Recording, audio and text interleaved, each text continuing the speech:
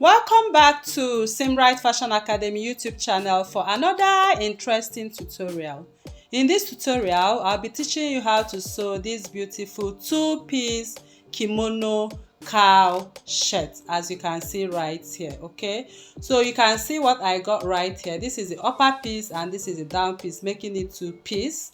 So you can see how I got right here. The front piece is a shirt, just a normal kimono shirt, and you can see the back is a cowl neck. So I'll be teaching you how to sew this right now. So here I'm making use of only 2 yards of crepe fabric, but the best fabric for this is Duchess. I will advise you get 2 yards of Duchess fabric.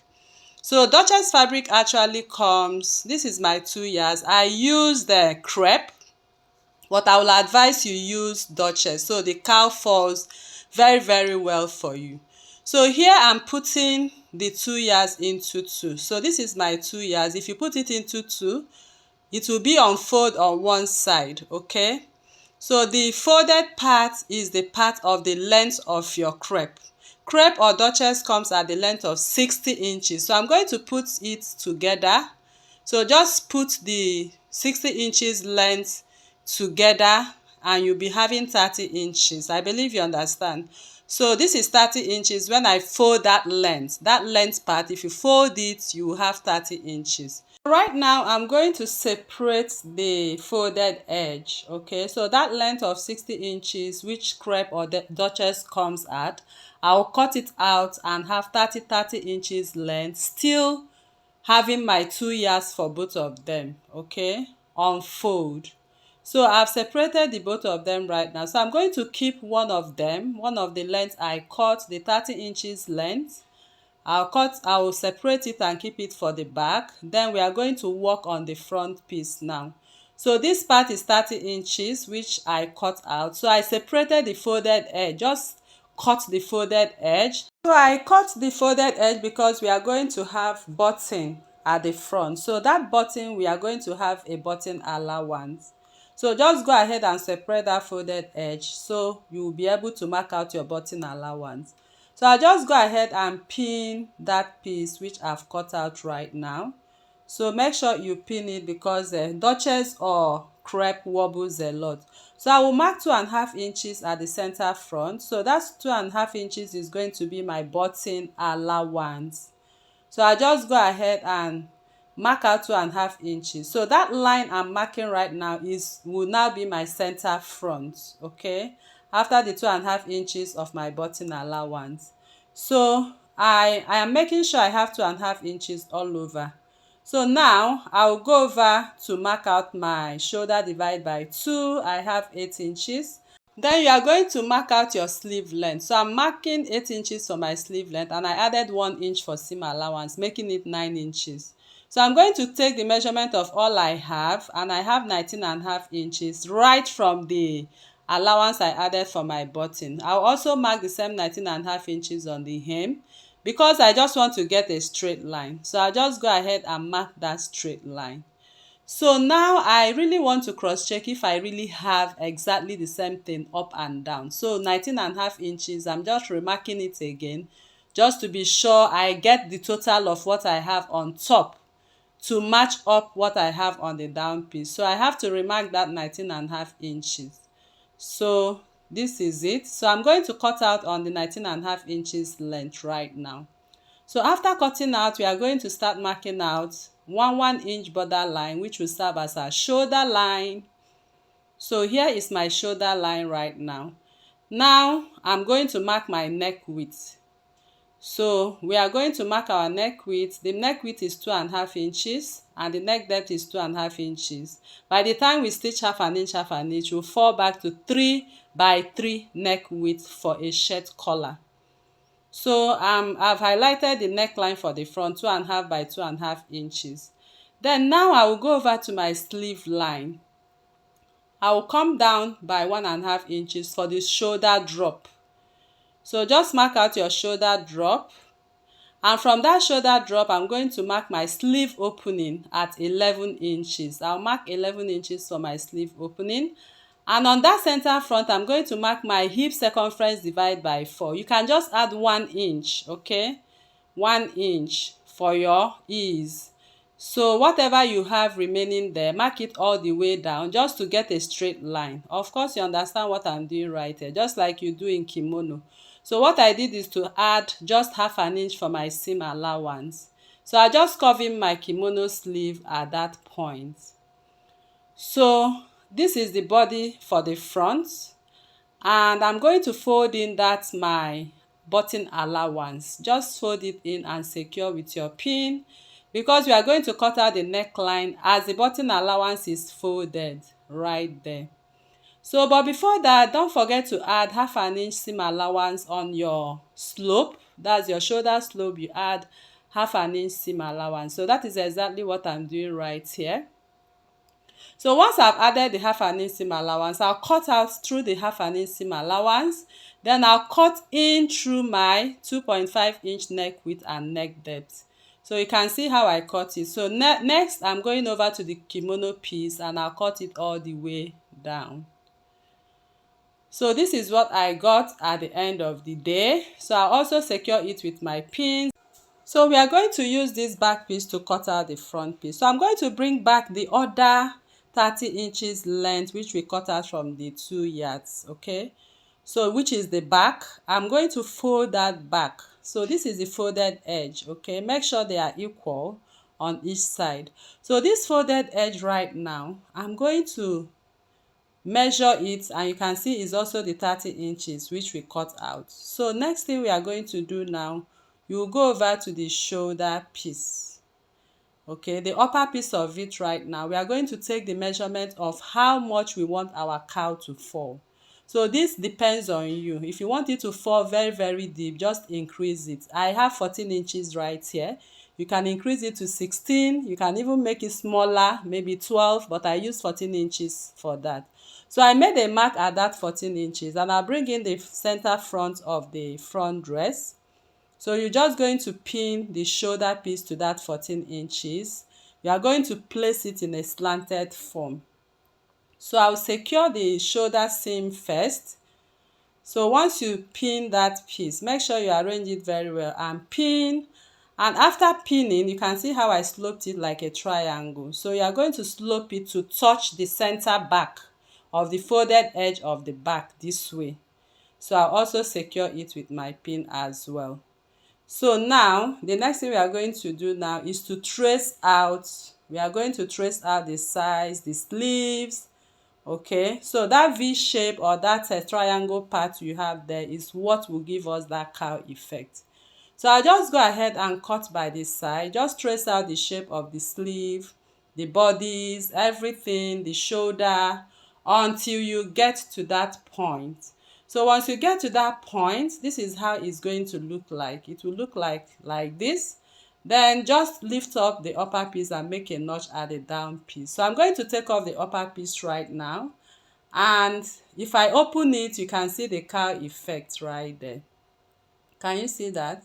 So that is how it's going to look like, and this is the sleeve area.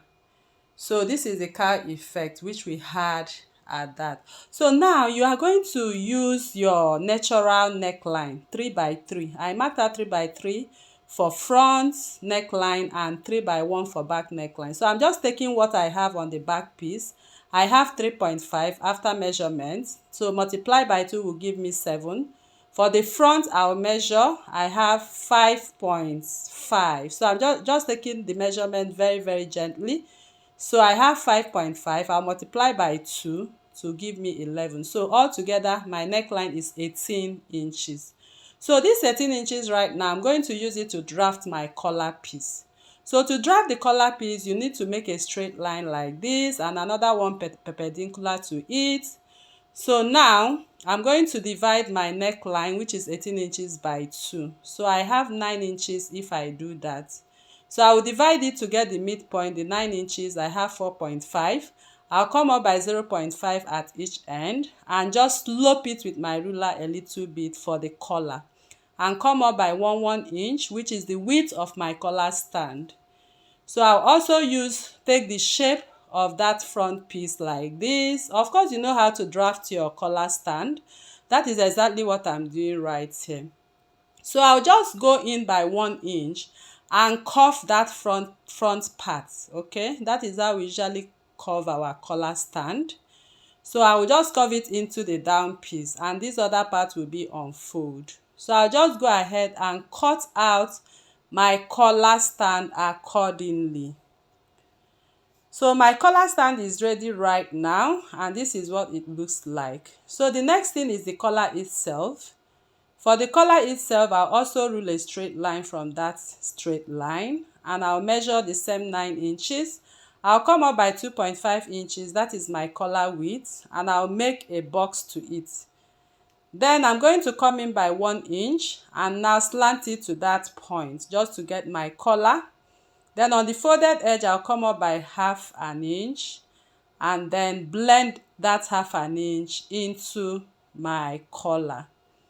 So I'm going to cut out this collar right now. My collar is ready. So I'm going to use this collar to cut out my pepper stay. So I brought in my pepper stay right now. This is the collar and this is how it's going to fit in. Okay, collar and collar stand. So next, I will use this to cut my pepper stay. So I bring my pepper stay and I'm going to place my pepper stay on fold, and then I'm going to place the folded edge accordingly. So I'll just go ahead, secure with my pins, and I'm going to cut out this pepper on my collar stay without seam allowance. Okay, so don't cut it with seam allowance, just cut without seam allowance, as you can see me do right here. So after cutting, I place it on my fabric and I've already ironed it out. So this is what we got. I'm trying to match them up. So I added 1/2 an inch like this, just like we add to our collar. So here I have 2 pieces of it. Okay, one side has the pepper stay and the other does not have. So I'll go over to the machine now and I'll stitch very close to the collar. So I'm done stitching right now. Just chop off the edges so you can see how I stitched it. So I'm going to fold it in accordingly just to get my collar.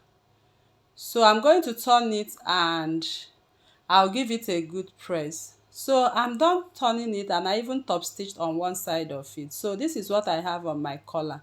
So I put the collar together to get the midpoint. So just go ahead and make a notch at the midpoint, and then we are going to put the collar stand together and also get the midpoint. So this is just to make sure it matches very well. So the next thing we are going to do right now is to place the collar stand on the lower piece of that collar. So you can see the 2 pieces right now. I've made the notch. So that notch I made right now, I'm going to place the collar on that notch this way and the other one on top of it this way. Okay, so what we are doing just here is simple collar sewing. So I'll just go ahead and start matching both the collar. The collar is in between the 2 collar stands. So after pinning, I'll just follow the pepper stay and stitch down. So after stitching, you can see what we got. Our collar is very much ready. So we are going to set it aside and go back to the front piece of this dress. So I'm opening up the center front right now. I'll go over to my machine right now and I'm going to fold in 1/2 an inch first. Remember we added 2.5 inches. Then I'll fold 1 inch to meet up the line. So I'll go over to the machine right now. I'm going to top stitch right on top of the 1 inch. Make sure it's not more than 1 inch, okay? So I will go over and I'll start from the down piece to stitch on that line I marked. So I'll top stitch all the way, folding in 1/2 an inch and sewing 1 inch all the way from the down until I get to the end. So after sewing, I gave it a good press, and this is what you're supposed to have. So just go ahead and chop off that excess, okay? Just chop it off following the neckline. So this is what I have right here. My front piece is ready. So now the next thing we are going to do is to bring the back piece. So I'm going to lay the back piece from that part that we notched right now. I'll lay from the notched part on both sides. I'll secure with my pin all the way to the sleeve, and we are going to close the sleeve area, okay? So I'll secure it with my pin like this. I'll close the sleeve area to the end. As you can see, I'll also do the same, secure with my pin, and I'm going to close the sleeve area to the end as well. So this is the cowl part, as you can see right there. So after stitching, I gave it a good press. I did that for the both sides. I gave them a good press. So the next thing I'm going to do now, I'm going to run my stitches on that cowl part, then go over to the sleeve and also hem the sleeve part. So you can use your hemming gum, you can use your stitches. So I just serged or weaved this part and used my hemming gum to finish up the sleeve so it looks very fine. So I'm going to close the sides right now. So I'll go ahead and make notches after closing. I just made 2 notches to ease that part. So I made notches on the other side just to ease that part right now. So we have gradually come to the end of this tutorial. So the next is to add the collar. So I want you to pay attention to how this collar is going to be added. So first is to find the midpoint which we notched. So at that point, I'm going to put my pin. That is my midpoint. So I'm going to take the measurement of the back. Remember, we got 3.5 inches from the center back to that neckline. So in this case, I'll also suggest you can mark 2.5 inches. Instead of 3.5, you can come in a little bit by 2.5 inches. That's if you want a cowl to come a little inwards to the back neckline. But here I use 3.5 inches, which is my natural neckline for the back. So I'll just go ahead and make notches at that 3.5 inches. You can measure 2.5 inches and make a notch to it. It's all your choice. It depends on how you want it to flow. So I'll just bring the shoulder seam and I'm going to pin the collar on that part I notched. Okay, so I'm going to pin the collar. You can see how I'm pinning it. I'll just pin it to that shoulder seam. So if you measure 2.5, it means you come inwards a little bit towards the center back. So I'll just pin. I just wanted mine to be on the shoulder right there. So I'll now go ahead and pin the beginning of the collar with the dress. For the front piece, I'll also do the same and I'm going to stitch. So when I stitch, this is what I have. So the next thing I'm going to do is to fold in 1/2 inch again. Just go ahead and fold in 1/2 inch, secure with your pin. So I'm pinning in a way I can stitch right on top of my pins as well without removing them. So I'll just fold in that part that does not have a dress to attach to it. You just fold it and top stitch. So if you want to bring the cowl neck closer, it means you measure from that center from 2.5 inches instead of 3.5. But I want mine to be just right at the shoulder seam. Okay, so I'll just go ahead and secure with my pins to the end, and I'll go over to the machine now to top stitch on top of it. So I run my stitches right now and this is what I got. The collar is very much ready right now. So the next is to put my buttons accordingly. So I'll go in and sew in my buttons and make my button holes, and the dress is very much ready. So you can see how beautiful this dress is actually looking right there. So this is very, very beautiful. So I'll be showing you how to sew the trouser piece, okay, in the next tutorial. I'll be dropping the link on the description box below on how to sew the trouser piece. So what I'm saying is, if you want it a little bit closer, so if you measure 2.5 from the center front, it will keep coming closer to the center back. Okay, so you can just stitch closer if you want it exactly the way it is on the thumbnail. So you can take 2.5 from that center of the collar, okay, just to have that closer effect. So apart from that, I stitched mine from the shoulder line and the principle remains the same. Thanks for watching and see you in the next class. Bye.